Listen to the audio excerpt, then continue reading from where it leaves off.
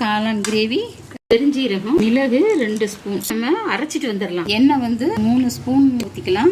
எண்ணெய் நல்லா காஞ்சிருச்சு. ஃபர்ஸ்ட்டு வெங்காயம் சேர்த்துக்கலாம். இப்போ வந்து வெங்காயம் நல்லா வதங்கிருச்சு. இஞ்சி பூடு பேஸ்ட் எல்லாம் அந்த வாடையெல்லாம் போயிடுச்சு. இப்போ வந்து நம்ம தக்காளி சேர்த்துக்குவோம். இது வந்து ஒரு 2 தக்காளி பழம். தக்காளி இஞ்சி பூடெல்லாம் நல்லா மசிஞ்சிருச்சு. இப்போ வந்து கருவேப்பிலை சேர்த்துக்குவோம். மஞ்சள் பொடி 1 ஸ்பூன், காஷ்மீர் மிளகாப்பொடி.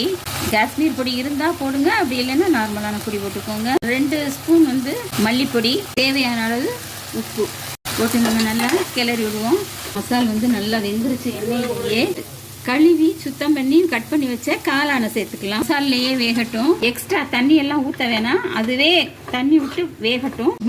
பவுடர் பண்ணி வச்ச பெருஞ்சீரகம், மிளகு நல்லா இப்படி தூவி விடுவோம். மல்லி இலை தூவி கிளறி விட்டு ஆஃப் பண்ணிடலாம். காளான் கிரேவி ரெடி.